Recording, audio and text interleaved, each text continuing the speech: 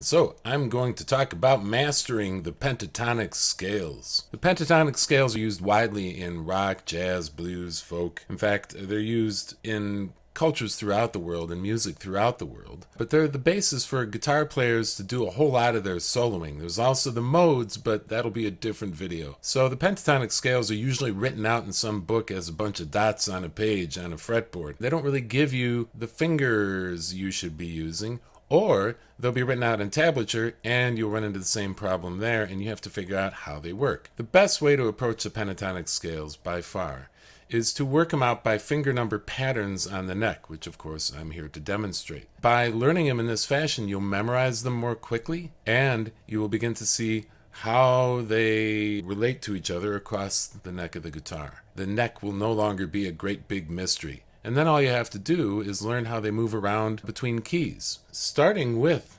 pentatonic form 1, there are 5 forms, and then we repeat at the octave, okay, where everything starts over again. So what we're going to do is we're going to look at pentatonic form 1, and we're going to see the finger number pattern that we're using. Now, the finger number patterns are based on my 4 fingers spanning 4 frets. Okay, so if I plant my fingers across 4 frets like this, don't worry if it's a little difficult for you. Just feel that tug in the back of your hand, all right? And know that that means you're doing it right. You're getting that hand in front of the neck, okay? So I've got 4 fingers spanning 4 frets. That means anywhere on the neck of the guitar, I can recite finger numbers and come up with a pattern. Now, when we start in E minor, G major, every minor key has a relative major, every major key has a relative minor. E minor, G major is the most popular key for guitar players because we get to use all the open strings. We can make a mistake and hit the open string and I'm still safe, see? So what I'm going to do is start with form 1 of the pentatonic in open voicing. Open voicing means that I have open strings involved in the pattern. This does not happen in every key, but in this key we get to use all 6 strings open. What I'm going to do is I'm going to recite the finger number pattern on the diagram, left to right, bottom to top. Bottom to top in music is what we hear. Guitarists are notorious when they're first learning to go, oh, this is up. Nope, up is this way, because it's based upon what we hear.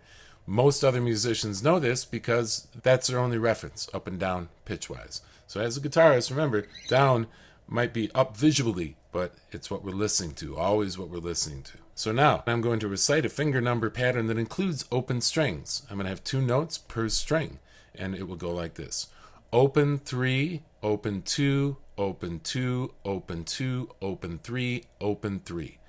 Then I go here and I play open 3, open 2, open 2, open 2, open 3, open 3.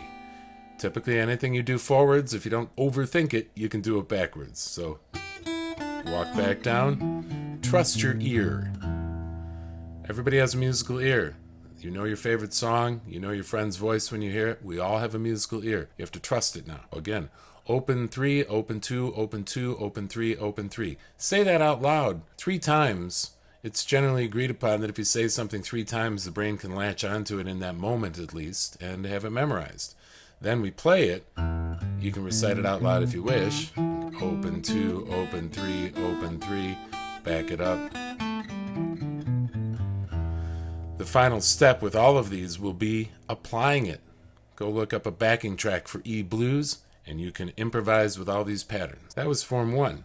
Here's form 2. We are using no open strings and I've moved into a different position. In this position now I'm taking over where I left off.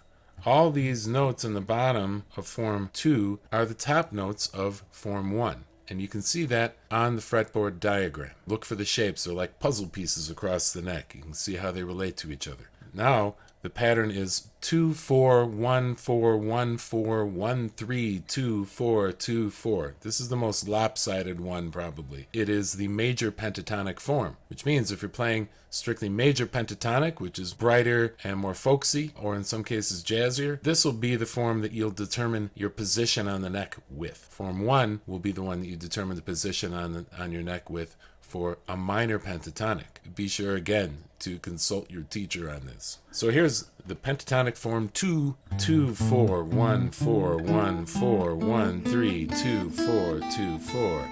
Back it up.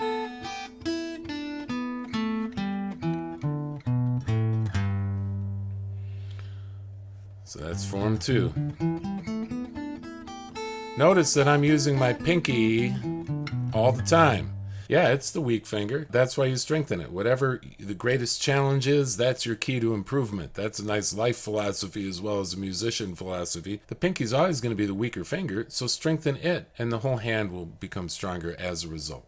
I still feel like I'm slapping my pinky against the neck half the time when I solo and such, but it works better than it used to because you learn to coordinate that. You develop that dexterity. Keep challenging it. That was form 2. Here's form 3. Form 3 is the only one where we move out of position in order to get the notes where they belong. Here's a trick. Look for patterns. There's a pattern on form 3. That pattern is that on 4 out of 6 strings, I'm playing 1 3.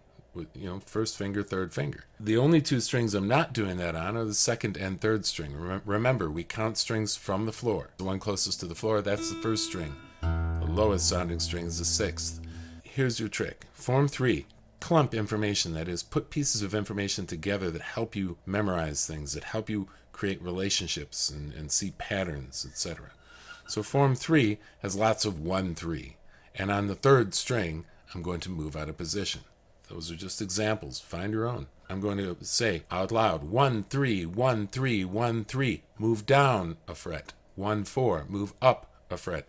1 4 1 3. Include that movement. Otherwise, your brain doesn't get clear information. Here's an example of the brain getting clear information. If you think of your fingers, you can do this for both hands. If you're working on finger picking too, If you think of your fingers as people, think about if you're telling 4 people to go do something and you don't give them each specific instructions, it's going to take them longer. They're going to be arguing and fumbling about and things. If you say, hey, I want you to do this, I want you to do this, I want you to do this, and I want you to do that, you're giving explicit instructions. All right, so 1 3 1 3 1 3, move down. 1 4, move up. 1 4 1 3. Back it up. Don't forget to breathe while you play. When we concentrate, we tend to hold our breath or breathe more shallow. If you make a mistake, you play through. However, if you make that mistake more than once, examine whether it's something that you haven't clarified. So, because I stumbled a little bit, I'm going to do it again.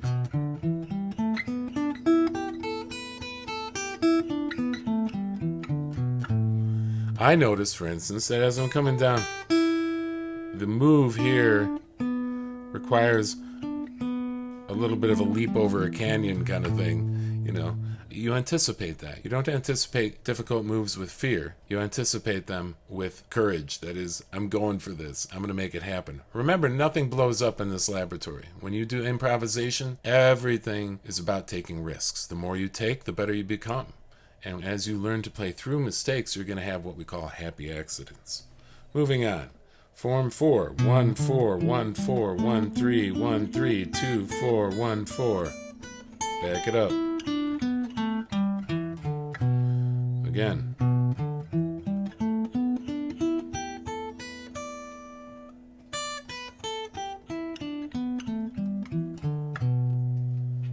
Form 5 is the most symmetrical form. That is, it's the same shape on both sides. Form 5 is very much a form that we move through when we're going between other forms. Like Form 4 is one that we do a lot of soloing in, and we might move up to Form 1 at the octave.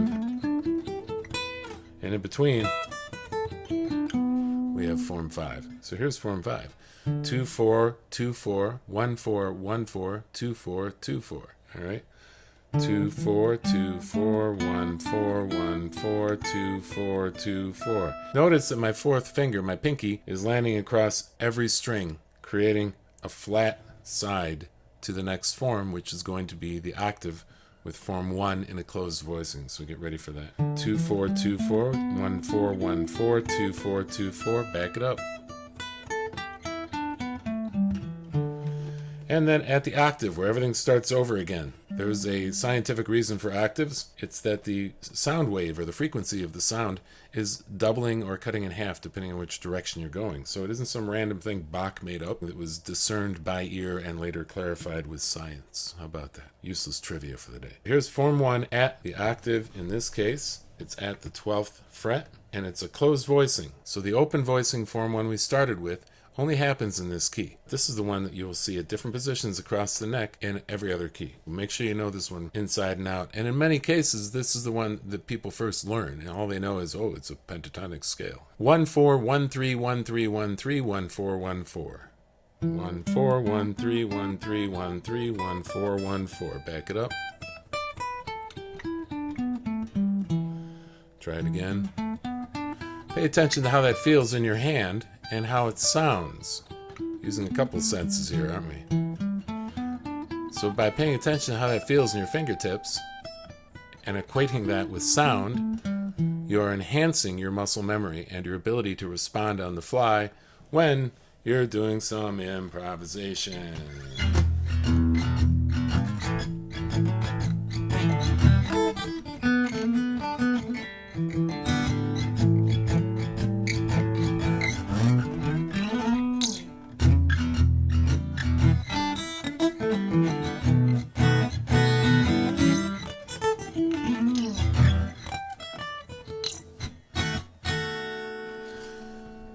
So have fun with your pentatonic scales. The next step is to apply them. Art is never complete until you share it. Play with some backing tracks. Find any E-blues backing track and you can sit and create your own melodies over it. Your own voice, your own creative voice is what matters more than whether you imitate other people. You're not a parrot. You're a human being. You're a creative human being, because we all are. Enjoy yourself. Have a good time. Remember, guitar is harder than it looks. Cut yourself some slack. Have a good time.